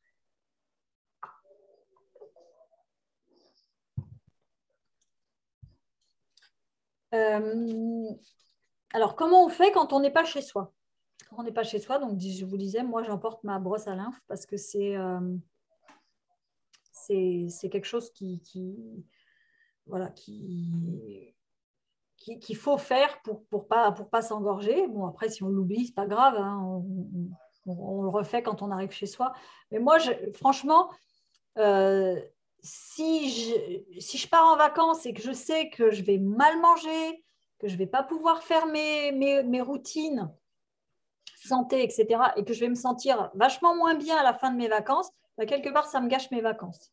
Alors, je ne sais pas si c'est votre cas aussi, mais moi, j'ai besoin tous les jours de savoir que je prends soin de moi. Et c'est ça, en fait, ce qu'il faut savoir, c'est que prendre soin de son corps, ce n'est pas quelque chose qu'on fait une fois de temps en temps. Oh, bah tiens, je ne vais pas bien. Voilà, il faut que ça devienne quelque chose de quotidien, en fait, et que ça soit quelque chose que vous ayez envie de faire. Ça ne doit pas être une corvée, en fait. Ça doit être, vous devez être, quand vous êtes connecté à votre corps, bah, le bien-être de votre corps, il est, c'est quelque chose qui, on peut plus s'en passer hein, quand on est connecté au corps et qu'on voit que tous les jours on fait des choses qui lui font du bien. Bah, derrière, c'est plus une option. C'est plus une corvée, c'est plus une option, c'est juste quelque chose d'habituel. On l'intègre à ses routines. Moi, le brossage de la lymphe, je le fais depuis des années, tous les matins, avant de prendre ma douche. C'est quelque chose qu'on fait à sec avant de prendre la douche. Les nettoyages énergétiques, bah, y a des périodes où je ressens le besoin d'en faire, mais ce n'est pas tout le temps. Alors que la lymphe, je ne me pose même plus la question, c'est un peu comme se brosser les dents. Je ne sais pas si, quand on apprend à se brosser les dents étant petit, bah, en fait, c'est un truc qu'on fait, on ne se pose même plus la question, on arrive à la salle de bain, on se brosse les dents. Vous voyez, c'est un truc qui est... Voilà. Et se brosser la lymphe, ça ne prend pas tellement de temps. Hein. Moi, je dis quelquefois, ça va très, très vite, ça prend quelques minutes. Hein. Et nettoyage énergétique, pareil. De temps en temps, je me sens, et c'est ce que je vous partageais au début, peut-être même avant l'enregistrement, que en ce moment, on est bombardé quand même de pas mal d'ondes. Moi, je les ressens et quelquefois, je ressens tellement que j'ai besoin de faire un nettoyage énergétique. Nettoyage énergétique, ce n'est pas plus compliqué que là, vous allez brosser, en fait, vous allez retirer l'énergie et vous allez la jeter loin de vous. Vous allez vous visualiser une colonne de lumière et vous jetez en fait toutes les énergies toxiques qui sont sur vous. Et vous faites ça, vous brossez le visage, vous brossez la nuque, vous brossez un peu partout, les bras, les jambes, le torse, et hop, et vous balancez tout ça, cette énergie en fait, dans une colonne de lumière que vous évacuez, qui part et qui brûle tout. Voilà. Et ça, en fait, c'est des choses qui sont efficaces, hein, qu'on ressent quand vous avez un peu. Bon, moi, j'ai fait des formations en énergétique, donc je ressens avec ma main les énergies, mais on peut faire aussi le nettoyage d'une pièce. Hein. Moi, quand je vais dormir à l'hôtel ou dans des locations ou des choses comme ça, la première chose que je fais, c'est de nettoyer au-dessus du lit et autour du lit. Et en fait, vous voyez, quand la pièce est chargée énergétiquement, vous avez, quand vous passez votre main au-dessus du lit, vous sentez quelque chose de dur. Alors qu'une fois que vous avez nettoyé, vous sentez que c'est fluide et vous pouvez passer votre main au-dessus du lit. Donc ça, c'est quelque chose qui s'apprend petit à petit, mais en fait, que vous pouvez déjà tester. Hein. Si vous faites ça, vous allez bien voir si votre pièce elle est chargée en énergie, et notamment les pièces dans lesquelles plein de gens ont dormi. Vous ne savez pas ce qu'ils ont vécu comme histoire. Il y a de l'énergie qui s'est chargée, qui est restée dans la pièce, et vous, vous n'avez pas envie de cohabiter avec ces énergies-là, donc il suffit juste de les enlever. Et si on n'y pense pas, quelquefois, moi, depuis que je fais ça, je dors beaucoup mieux, même en dehors de chez moi. Ça, c'est des choses, des petites choses qui se... avant de le connaître, je me disais, il y avait des moments, il y avait des endroits, je ne dormais pas. Je ne savais pas pourquoi, mais il y avait des endroits, je n'arrivais pas à dormir. Et il y a d'autres endroits où il n'y avait aucun problème. Et depuis que je fais ça, quand je sens que c'est hyper chargé, je me dis, derrière, j'aurais certainement pas bien dormi si je n'avais pas fait le nettoyage au préalable. Donc ça, c'est un truc que je voulais vous partager. Alors, partir en vacances, moi, je pars toujours avec un panier dans lequel je mets des trucs pour être sûre d'avoir des nutriments corrects, parce que quelquefois, on part en vacances, il n'y a pas... il y a des restaurants dans lesquels on ne sait pas quoi manger parce qu'on sait qu'on va s'engorger. On ne va même pas se faire plaisir, mais on va s'engorger. Donc moi, dans mon panier, en fait, j'ai toujours des graines, un mélange de graines avec des raisins, des noisettes, des noix de cajou. Vous savez, les mélanges pour étudiants ou les mélanges pour... voilà, ça. Et ça, c'est un truc, si vous les avez, si vous en mangez régulièrement, et j'y pense pas toujours quand je suis chez moi, parce que quand je suis chez moi, en fait, la circulation se fait beaucoup, beaucoup mieux. Mais quand je suis pas chez moi, je vois que ça s'engorge un peu. Et quand j'ai ce mélange-là et que je peux en grignoter dans le courant de la journée, en dehors des repas ou avant les repas, eh ben, je constate que tout de suite, le transit se fait beaucoup mieux. Donc, c'est quelque chose que je conseille d'avoir sur soi quand on part en vacances. J'emmène moi aussi dans mon panier du sucre roux, parce que c'est très difficile de trouver du sucre roux si vous allez n'importe où au restaurant, même boire un café, on va vous servir du sucre blanc. Le sucre blanc, c'est un poison, hein. C'est vraiment le truc qui engorge. Donc ça, c'est des choses, moi j'en ai toujours dans mon sac à main, parce que si je prends un café à l'extérieur, je n'ai pas envie d'avoir du sucre blanc dans mon café. Alors évidemment, il y a des gens qui ne prennent pas de café, des gens qui ne prennent pas de sucre dans le café, c'est encore mieux.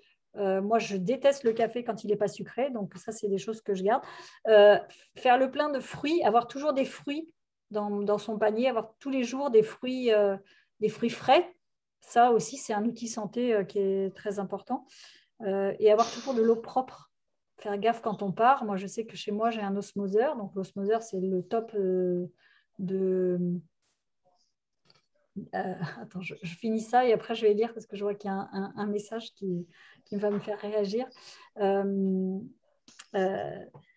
l'eau propre, c'est boire de l'eau du robinet. Aujourd'hui, c'est pas une bonne idée parce que l'eau du robinet, elle est pleine de javel et elle est pleine de médicaments et elle est pleine de polluants. Donc, il faut absolument la filtrer. L'osmoseur ou le distillateur, ce sont les deux seuls moyens d'enlever tout. Et sinon, quand on n'est pas chez soi, boire de l'eau minérale au moins.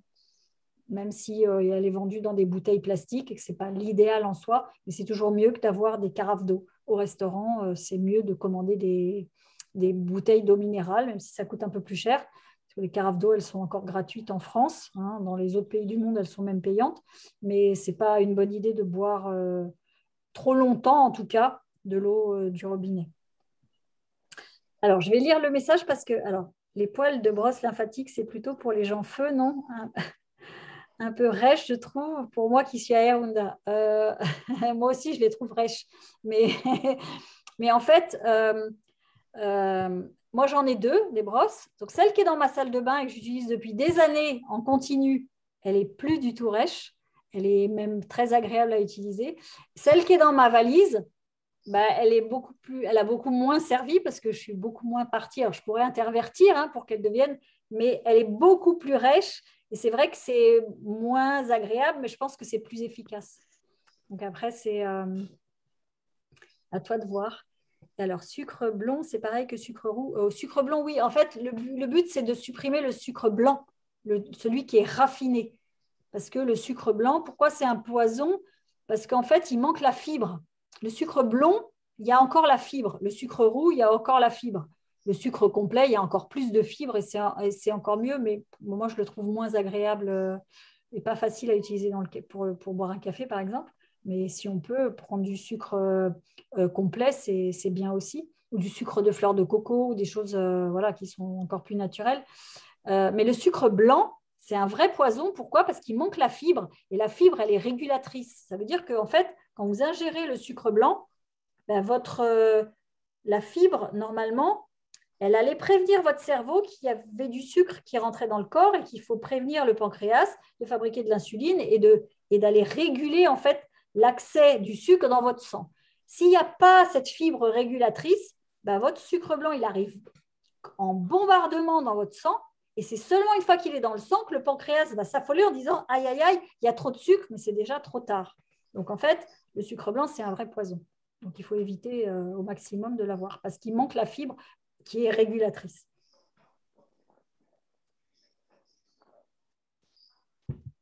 Mais blond ou roux, c'est bien aussi. Hein. Blond, ça va. Alors, où est-ce que j'en étais? De l'eau propre, oui, voilà, ça c'est important. Alors, autre façon d'éviter de s'engorger aussi, c'est de s'éloigner au maximum des ondes. Si vous pouvez, quand on part en vacances, moi je sais que j'éloigne le plus que je peux, en tout cas je le mets sur mode avion, mon portable de moi. dormir avec son téléphone. Malheureusement, moi, mes gosses, ils dorment avec leur téléphone. J'arrive pas à... J'ai réussi à leur supprimer leur téléphone pour dormir jusqu'à un certain âge, mais là maintenant, 18 et 20 ans, c'est impossible de leur faire enlever. Et je trouve que c'est une calamité. Et je vous encourage fortement à ne pas dormir dans mon téléphone. Il reste, moi là, je suis dans mon sous-sol, hein, mon cabinet de coaching, il est à 2 étages de ma chambre et il reste en bas toute la nuit. Et je n'ai pas accès à mon téléphone là-haut parce que les ondes du téléphone, bah, elles sont perturbantes, hein, pour le corps. Donc ça, c'est une façon aussi de pas faciliter la bonne santé. Quand on part, moi aussi, ce que j'emporte quand je pars en vacances, c'est mes savons. Parce qu'une année, je suis partie aux États-Unis avec le père de mes enfants et mes enfants. Et au bout de 3 semaines, j'avais la peau mais complètement décapée à force d'utiliser des savons qui sont des savons bas de gamme, hein, des savons d'hôtel, des savons de supermarché. Et alors qu'en fait, je vois une grosse différence parce que les savons bio, bah, ils préservent en fait la flore, le microbiote des muqueuses. Et maintenant, bah, quand j'oublie de partir dans ma trousse de toilette, il y a toujours un savon maintenant. Et la dernière fois que j'ai oublié ça, bah, si j'oublie, bah, voilà, je cherche un magasin bio pour en acheter parce que c'est aussi une façon de ne pas être en bonne santé. On va accueillir Cécile qui est... Coucou Cécile.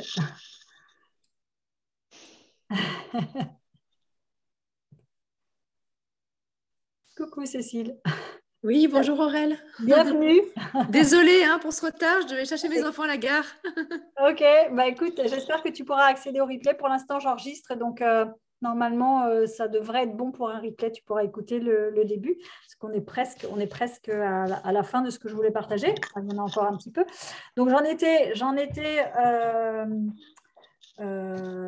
aux ondes, hein. Non, au savon. Donc les savons, bah, on essaye de les avoir le plus bio possible pour préserver donc du coup les bonnes bactéries, hein, de nos muqueuses. Un outil aussi que j'ai partagé il y a déjà 2 ans dans une petite vidéo sur ma page Facebook qui s'appelle Les Astuces d'Aurèle, c'est le brossage de la langue. La langue, quand on dort, hein, les muqueuses, en fait, bah, il y a tout un tas de toxicité. La nuit, en fait, notre corps se détoxifie. Il fait ce qu'il peut pour se détoxifier, en tout cas. C'est un des moyens. Donc, moins vous mangez, plus vous gardez des longues plages de jeûne pour permettre à votre corps de se détoxifier. Donc, la nuit, c'est ça, c'est le moment propice, hein. Si vous pouvez sauter un repas, même c'est encore mieux. Comme ça lui fait des plus longues plages et il a plus de facilité à sortir la toxicité qu'il a accumulée au long de la journée. Et un outil santé, mais qui est vraiment top aussi, c'est de se brosser la langue le matin quand on se lève. Moi, c'est la première chose, c'est une des premières choses que je fais. Je vais dans la salle de bain et je me passe la langue et je gratte avec mes ongles, en fait, je gratte avec mes doigts tous les résidus qui ont pu se déposer dans la nuit. Et en fait, même quelquefois quand je me lève la nuit pour aller aux toilettes, eh ben, je ressens en ce moment, depuis la période Covid, depuis la période, je ne sais pas si la 5G est active, en tout cas moi je ressens des choses depuis plus d'1 an maintenant.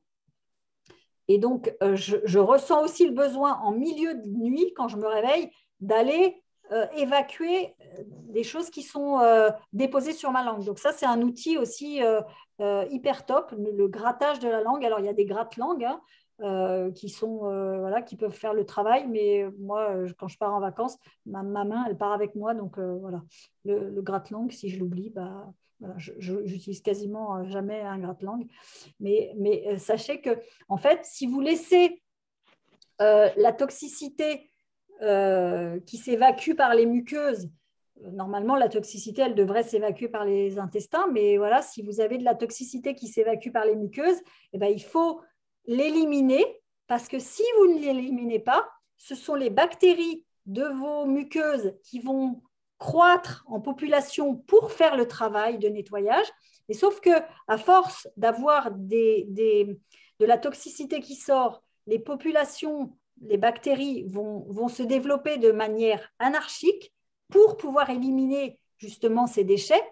Et s'il y a trop de bactéries à ce moment-là dans vos muqueuses, s'il y a trop de bactéries, ça devient problématique pour vos gencives et pour vos dents. Et vous pouvez développer de la parodontose et ça peut entraîner le déchaussement des dents parce que le corps va se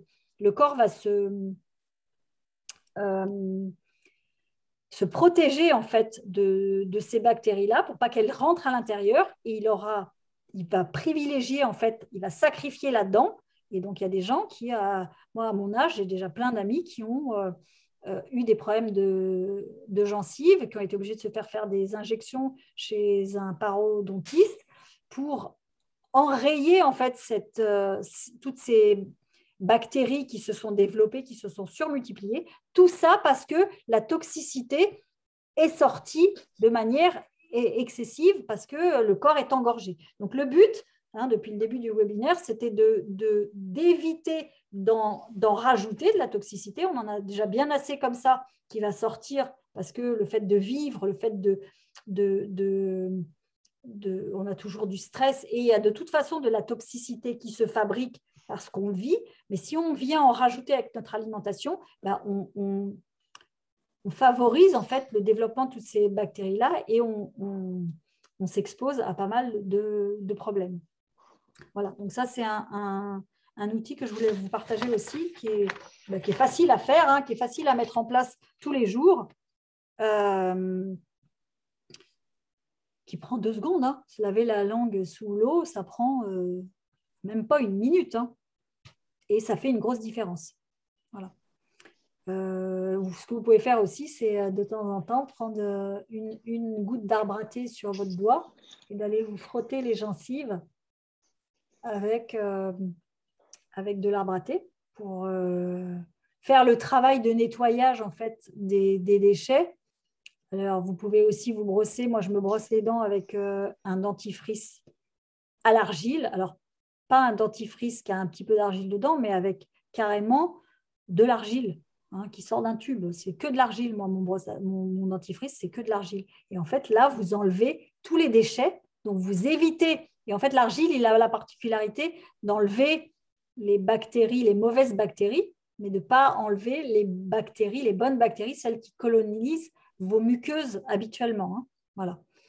Donc, ça, c'est quelque chose c'est un petit truc qui est facile à mettre en place, en fait, mais qui fait une grosse différence au final quand vous avez plein de petites choses, plein de petits détails. C'est comme ça que la globalité, elle est moins toxique que si on ne fait rien. Alors, donc, quand on est de retour chez soi, c'est ce que je vous ai partagé tout à l'heure. Le lavement au café, pour moi, c'est le truc le plus bénéfique. Les purges, alors les purges au chlorure de magnésium ou à l'huile de ricin. Alors, en permanence, on peut détoxifier partiellement si on se sent ponctuellement engorgé ou qu'on va tomber malade. On peut faire le nettoyage avec des choses naturelles comme l'argile, le charbon actif, le bicarbonate de soude. Moi, j'utilise ces 3-là, je les ai dans ma trousse de toilette en permanence quand je pars, mais chez moi, évidemment. Donc là où, si votre connexion à votre corps, elle est forte, vous allez pouvoir tout de suite prendre les devants et ne pas attendre d'être malade, d'être complètement engorgé pour rééquilibrer votre terrain. Donc, si vous vous sentez un peu acidifié, si vous avez exagéré, si vous avez mangé des choses, si vous mangez trop de protéines, trop de viande, trop de laitage, vous pouvez sentir que c'est de l'acidité, vous allez avoir un inconfort, mal au dos, peut-être mal à l'estomac, etc. Vous pouvez tout de suite enrayer avec du bicarbonate de soude. Le bicarbonate de soude, c'est quelque chose, c'est de la craie, c'est du calcaire. Et ça vient neutraliser en fait l'acidité, ça vient réguler votre pH et ça peut enrayer des choses et éviter de tomber malade.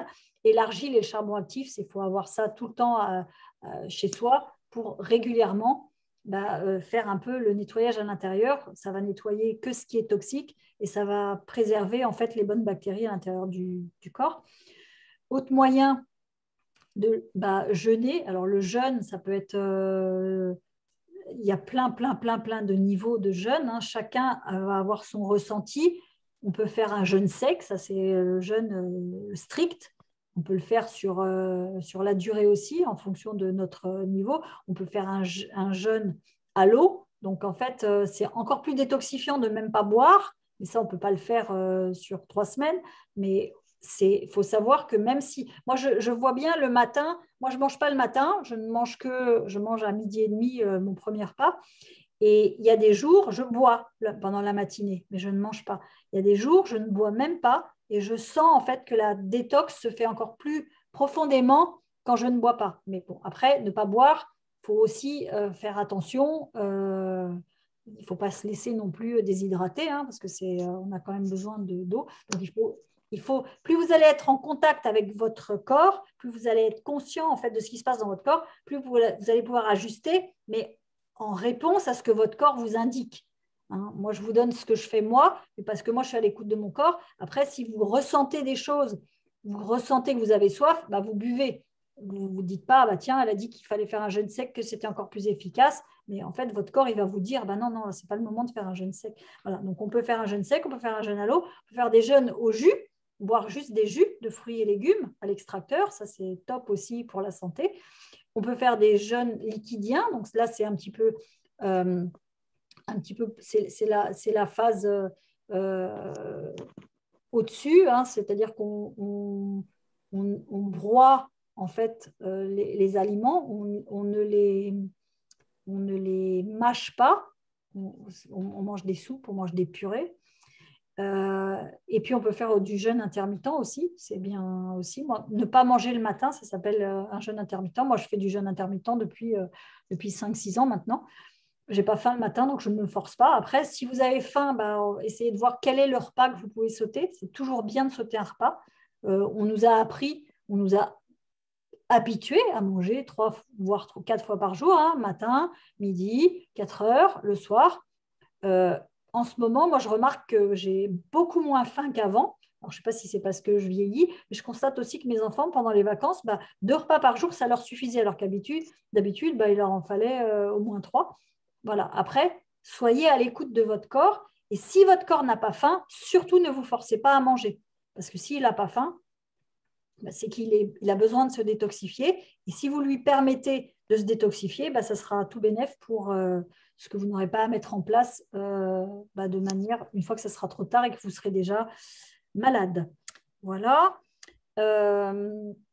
Donc, veillez au désencrassement du côlon et du foie, ça c'est ce qu'on a vu longuement tout à l'heure. Alors, pour vous faciliter aussi tout ça, sachez que pour mettre en place des choses, il y a plein de gens aussi qui me disent « mais moi, je n'ai pas le courage de faire tout ça ». Sachez que plus vous allez désencombrer votre environnement, plus vous allez faciliter en fait le désencombrement de votre intérieur, l'intérieur de votre corps. Donc, quelquefois, faites le parallèle entre une pièce qui est complètement en bazar et observez la résonance avec le bazar à l'intérieur.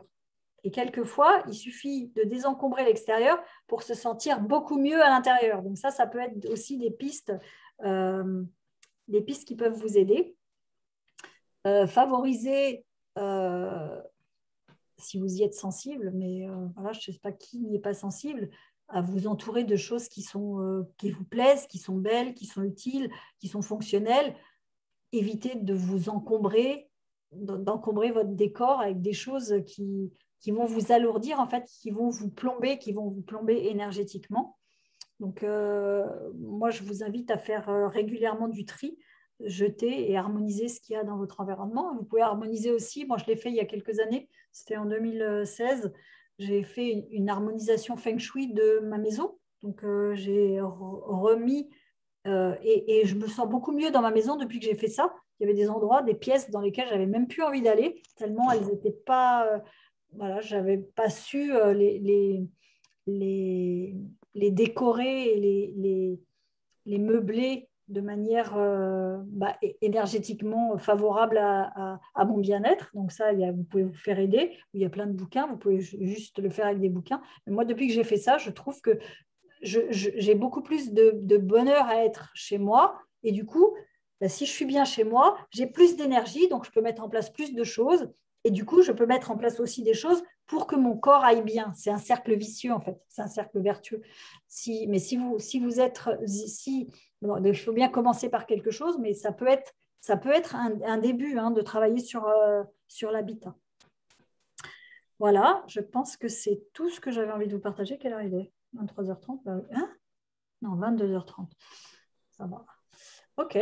Et ben voilà. Est-ce que vous avez des questions par rapport à tout ça?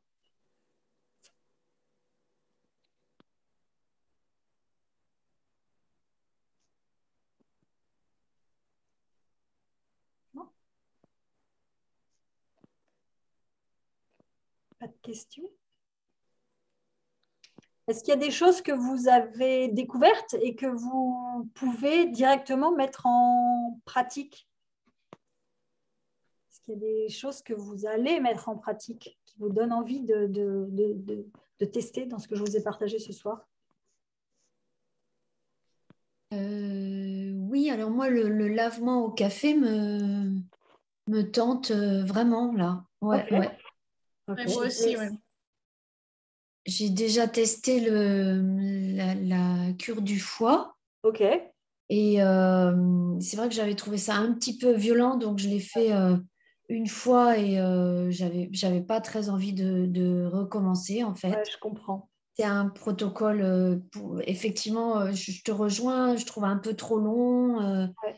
et puis contraignant. Donc, ouais, le lavement au café, avec cette progressivité, je trouve que ça Ouais. peut être pas mal. Celles qui veulent avoir le protocole, moi j'ai un PDF qui est tout Ah prêt, bah, que je veux je bien, ouais. partage assez souvent en coaching santé.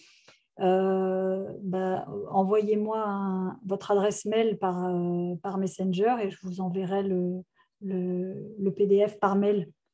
Je ne peux Ouais, pas l'envoyer par volontiers. autre chose que par mail. Alors attends, je vais regarder parce que je crois qu'il y a des... Alors, oh là là, il y a plein de messages. Ma mère aussi.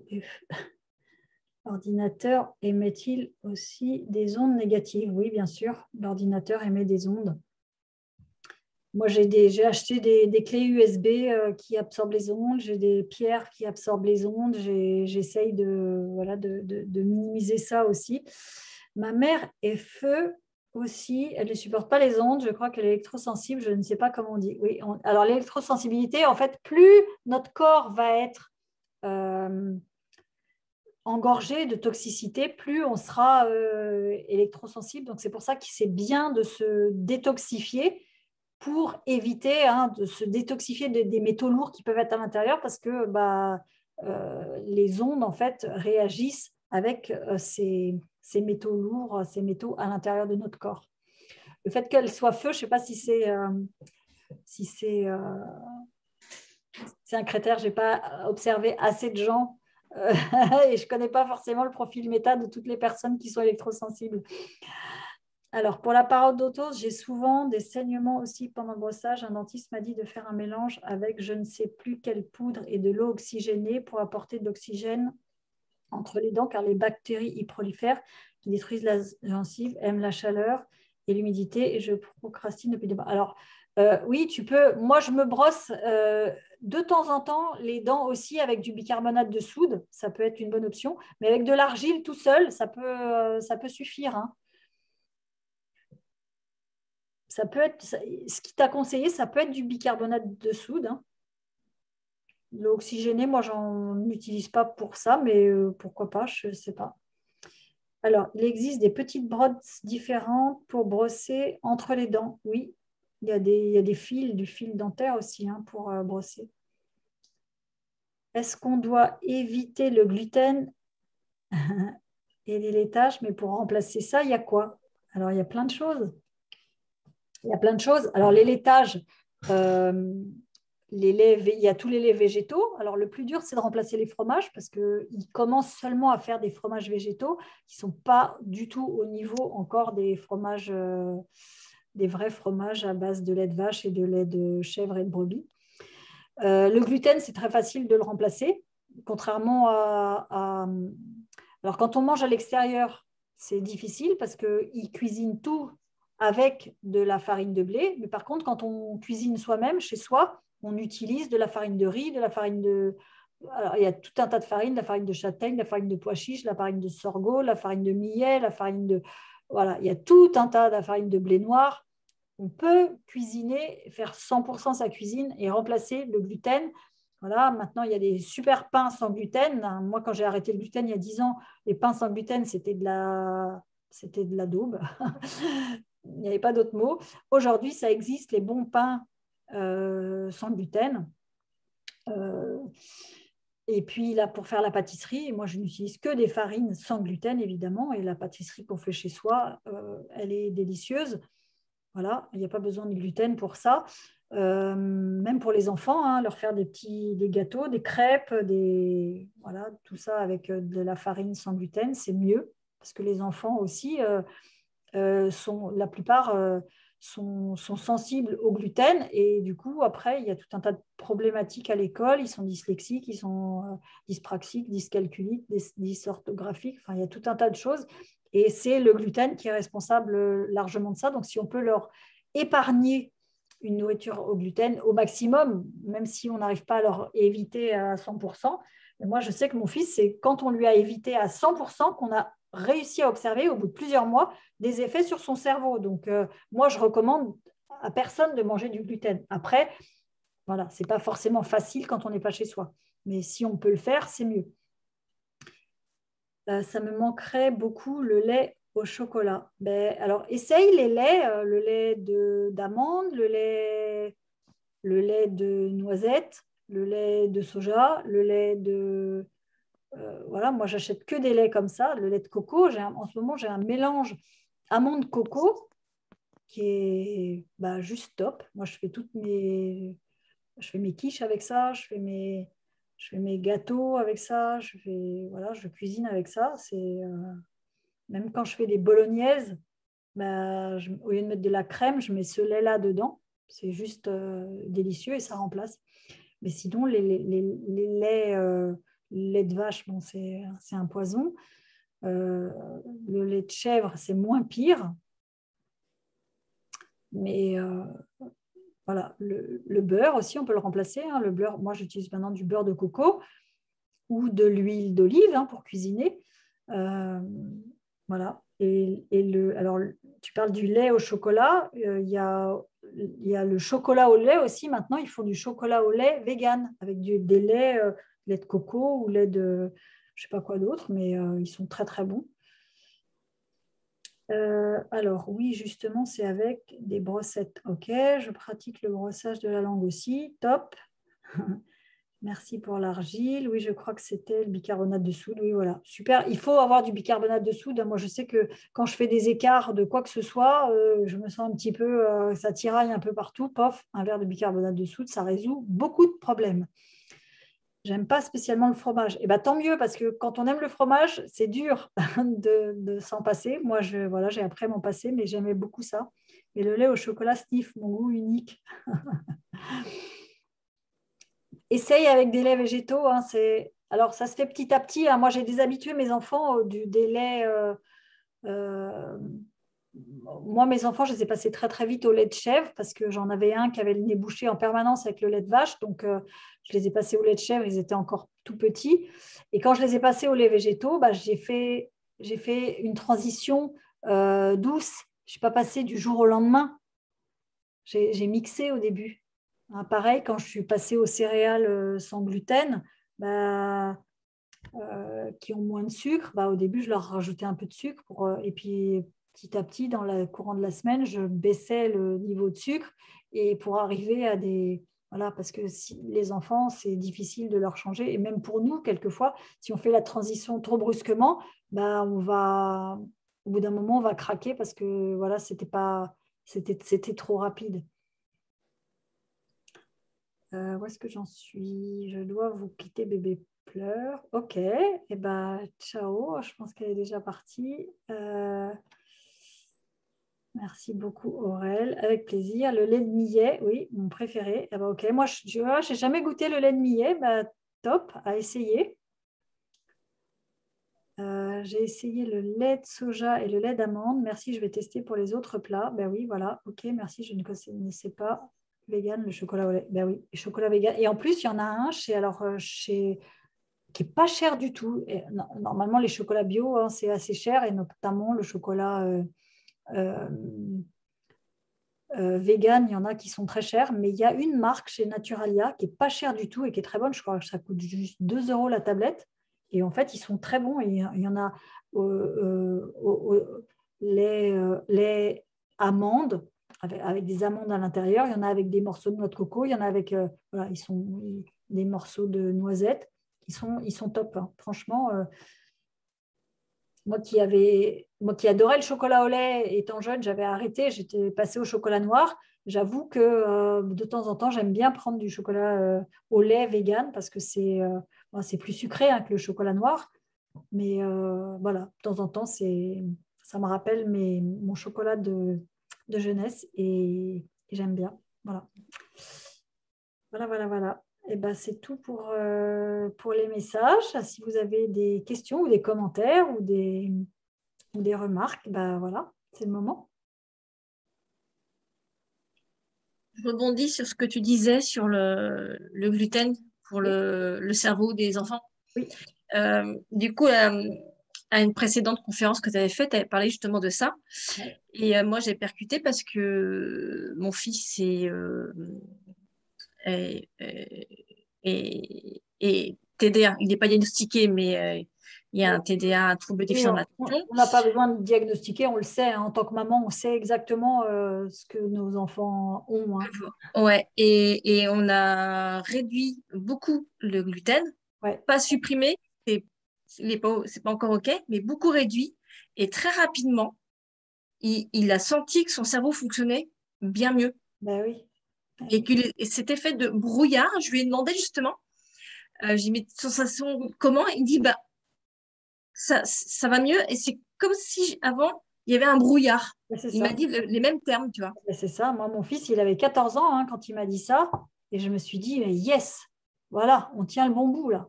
Mais si on n'avait pas fait le truc à 100%, je ne sais pas si on y serait arrivé, hein.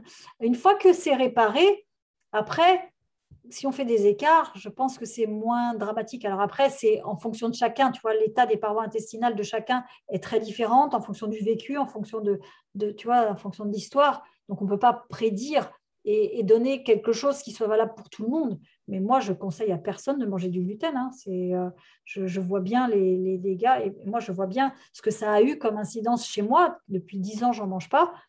J'ai plus de fatigue inexpliquée, j'ai plus de maux de tête, j'ai plus des sautes d'humeur comme j'avais à l'époque. Enfin, vraiment, j'ai plus de maux de dos, j'ai plus de maux de ventre, j'ai plus de problèmes de transit. Enfin, je veux dire, j'ai beaucoup plus d'énergie, je mets beaucoup plus de choses en place. Alors qu'avant, je me disais, j'avais 40 ans, je me disais, oh là là, je suis vieille, quoi. Alors que là, aujourd'hui, j'ai 55 ans, je me dis, je ne me sens pas vieille. Je me sentais beaucoup plus vieille il y a 10 ans. Donc, je ne reviendrai pas en arrière pour rien au monde, je remettrai du gluten dans mon corps. Parce que je vois bien que tout ce que ça a favorisé, de l'éliminer. Après, voilà, il y a plein de gens qui me disent, tu ne te rends pas compte, c'est pas possible. Je dis, c'est possible, moi je le fais. Après, c'est juste une question de volonté, hein, et après, chacun fait en fonction de ce qu'il veut. On n'est pas obligé de suivre ça, mais moi, je le conseille fortement quand même.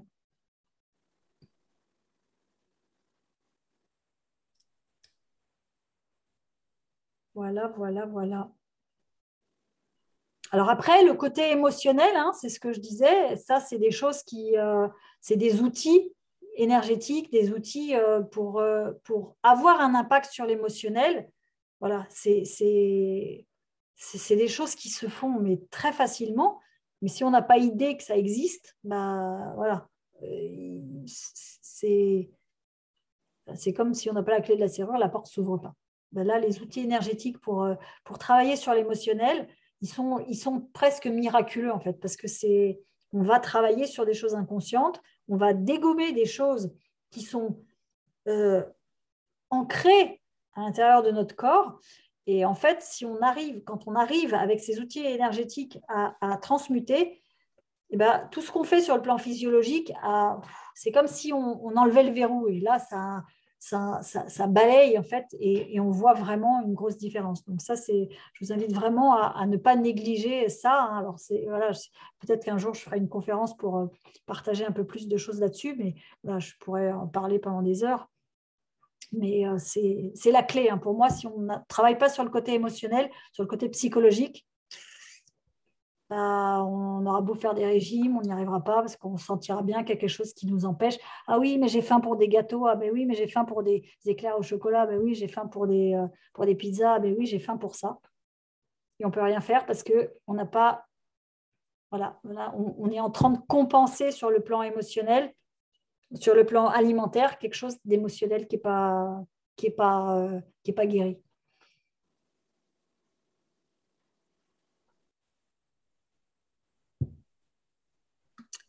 Voilà.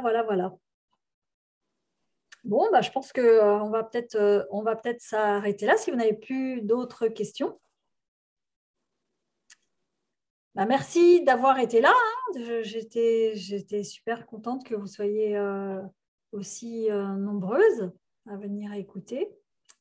Normalement, je pense qu'il y aura un replay du coup avec ce que je vois par rapport à la durée et par rapport au nombre de personnes. Je pense que la vidéo ne sera pas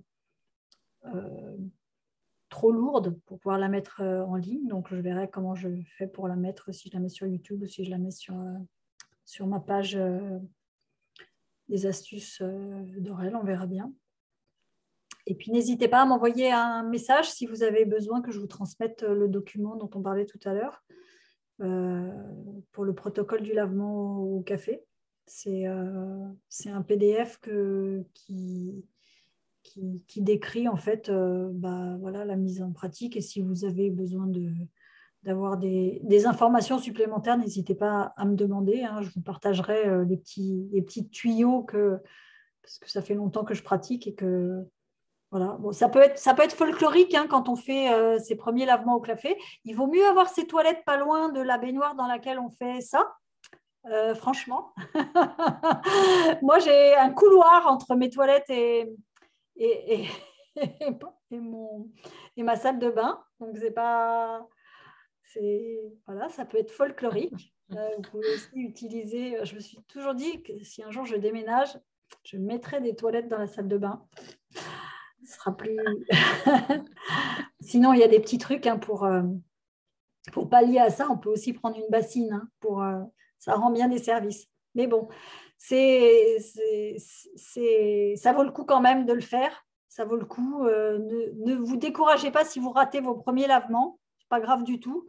Vous finirez par y arriver. Vous finirez par retenir de vos erreurs. Mais franchement, et n'hésitez pas à me partager si vous le faites, vos résultats et vos ressentis et comment vous avez mis ça en place parce que c'est franchement, enfin moi, le jour où j'ai mis ça en place, j'ai compris que j'avais voilà, enclenché quelque chose d'allégeant pour mon corps que j'ai jamais trouvé nulle part ailleurs, hein, vraiment. Et quand je suis malade, en fait, c'est la première chose que je fais, un lavement au café. Et ça enraye tout un tas de trucs. Hein. Ça enraye des rhumes, ça enraye La dernière fois que j'ai eu une sinusite, elle a duré 24 heures parce que justement, j'ai fait un lavement au café. J'ai pas fait que ça, mais c'est vraiment un outil qui peut... Donc, évidemment, le jour où vous êtes malade, si vous découvrez et que vous faites votre premier lavement au café, le jour où vous avez votre sinusite, comme le premier lavement, il y a de fortes chances pour qu'on ne le réussisse pas. Ce n'est pas la bonne idée. C'est un truc qu'il faut avoir l'habitude de faire régulièrement pour que ce soit un truc facile à faire. Et le jour où vous en avez besoin, hein, c'est comme voilà, le gars qui court un 100 mètres, il va pas aux Jeux Olympiques directement, hein, il s'entraîne, et le jour où il arrive aux Jeux Olympiques, bah, il le fait fastoche son truc. Ben là, c'est pareil, c'est un outil santé, évidemment, qui va vous faciliter la santé au quotidien. Mais le jour où vous en aurez besoin, parce que vous aurez eu un déséquilibre, voilà, ça peut toujours arriver qu'on ait des rhumes, des angines, des choses, voilà. Et le jour où vous avez cet outil-là qui est facile pour vous, ça vous sauve de pas mal de galères. Donc, n'hésitez pas à me partager si vous le mettez en place, ça me fera plaisir de voir que ça a été utile. Voilà, voilà. Eh ben, je vais vous souhaiter une bonne fin de soirée. Si vous avez des choses à dire, c'est maintenant. Sinon, je vais rendre l'antenne, comme ils disent à la télé. Je voulais dire, moi, que tu as juste évoqué une chose, les poches de gel. Oui. Moi, je le fais très régulièrement. OK. Et c'est vraiment un truc que j'apprécie vraiment. Ben oui, ça fait circuler la lymphe, en fait, et on se rend compte. Alors moi, c'est quelque chose que je fais en général l'été quand il fait très chaud. Cette année, on n'a pas eu beaucoup de canicules, hein, donc je ne l'ai pas fait énormément. Mais par exemple, dans ma formation en ligne pour les yeux, je me rends compte que les périodes où j'utilise les poches de gel, eh ben, la clarté au niveau oculaire, elle est super flagrante. Donc, c'est une façon de se désengorger qui est très, très intéressante, hein, les poches de gel. Ça s'appelle les bains dérivatifs. Oui, les bains dérivatifs. Et j'y associe le miam aux fruits aussi. Et ça fait, moi, depuis 2015, je mange un repas. Tous les midis, je mange mon miam aux fruits. Ah ouais, ben oui. Sauf le samedi et le dimanche où je mange comme ma famille parce qu'on est ensemble. OK. Mais je trouve que vraiment, oui.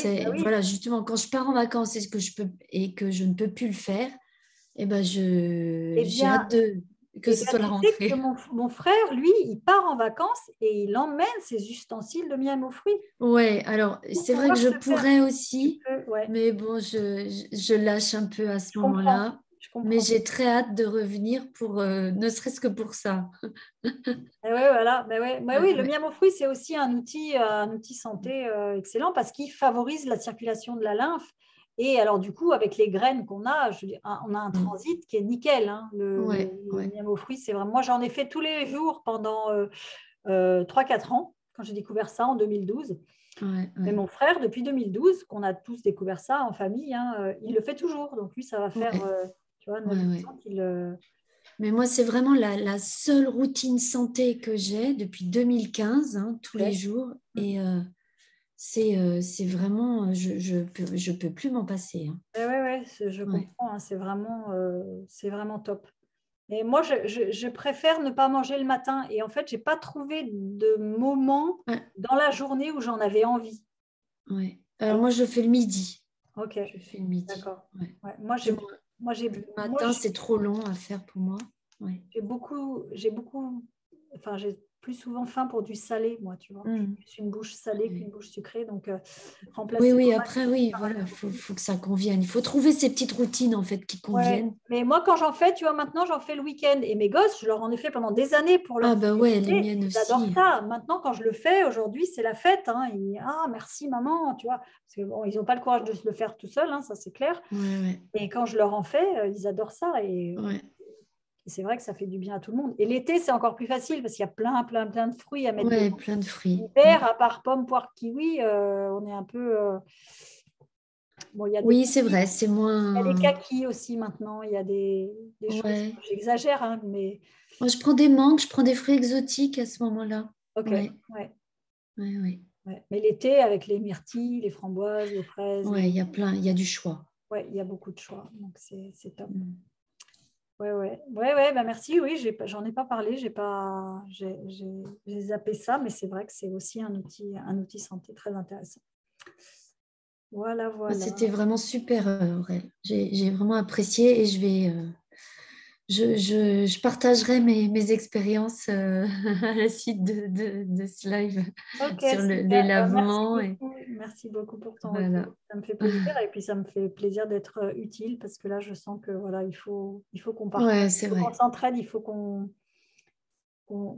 partage nos outils, ceux qui fonctionnent, hein, ceux qui marchent. Moi, je partage que des choses que je vis, hein, que je fais au quotidien et qui marchent. Hein. Je sais que ça marche. Et bon, ça fait des années maintenant que je coach aussi et que les gens à qui je partage ça ont aussi des résultats. Donc, mais là, je sens que le monde ne va plus, ne marche plus droit, même s'il ne marchait déjà pas très droit. Mais là, je sens qu'on est vraiment à un moment où la solidarité, on n'a vraiment plus d'autre choix. Donc, j'ai ressenti comme un appel de vous faire ce partage-là. J'espère que ça vous sera utile et n'hésitez pas aussi à partager autour de vous et aussi le lien du replay si vous avez des gens qui peuvent bénéficier de tout ça. Ben voilà, ce sera